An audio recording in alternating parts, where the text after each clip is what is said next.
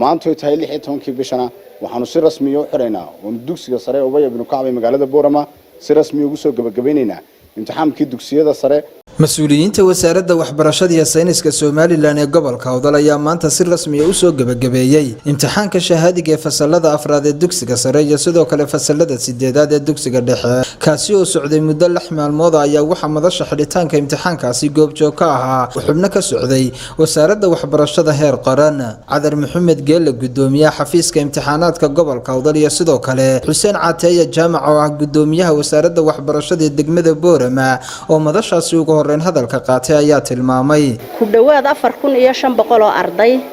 ayaa imtixaan ka qayb qalayay ahayd waxaanu ku dhamaaday sida ugu qurux badan alxamdulillah caruurta gobolka ku gashay imtixaanka sare iyo dhaxaba guul balaaran baan u rajaynayaa biidnillah waana u ducaynaynaa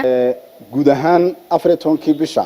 waxaanu si rasmi ah u soo xidhnay imtixaankii dugsiyada dhexe oo ay u fariisanayeen ardaydii fasalada sideedaad ee degmada Boorama maanta ay tahay 16 bishana waxaanu si rasmi ah u xireynaa oo dugsiga sare Ubay ibn Kacb ee magaalada Boorama si rasmi ah ugu soo gabagabeynayna imtixaankii dugsiyada sare waxaan ugu ducaynaynaa inuu Ilaahay imtixaankaasi ku guuleeyo. sidoo kale waxaa madashaasi hadalka qaatay suduwaha wasaaradda waxbarashada iyo sayniska gobolka Awdal Nuuruddin Muuse Cali. guud ahaan degmooyinka uu gobolku ka kooban yahay 32 goobood ee imtixaanka lagu galayba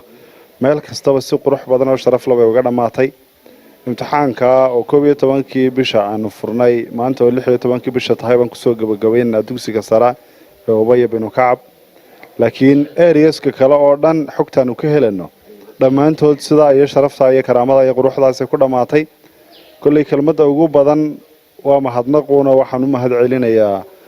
gobolka runtii xafiiska barasaabka taliska booliska tiimka qaranka ee wasaaradda waxbarashada oo matalayo nagala joogo agaasimaha xuduudda shaqaalaha xafiiska imtixaanaadka oo nagala joogo sargaal kamid ah xafiiska imtixaanaadka Mahdi Xasan Suldaan degmada Boorama oo runtii iyaduna si fiican oo la shaqeysay haday maayirka tahay iyo haday DO-ga tahayba xaqiiqatan tiimka supervisorada oo iyaguna imtixaanka sidee oo nima khubara ahaa ilaaliyayaashii oo macallimiintii dugsiyada ahaa intooda badan iyo tiimka wasaaradda ka socday. ugu dambeyn waxaa madashaasi hadalka soo gabagabeeyay agaasimaha waaxda shaqaalaha ee wasaaradda waxbarashada iyo sayniska Soomaaliland Xuseen Sitiin Faarax iyo sidoo kale Mahdi Xasan oo ka socday xafiiska imtixaanaadka heer qaran. maadaama oo ay ardaydii aynu u soo taacabaynay ay guul inoogu soo dhamaatay in natiijada insha Allah soo bixi doontana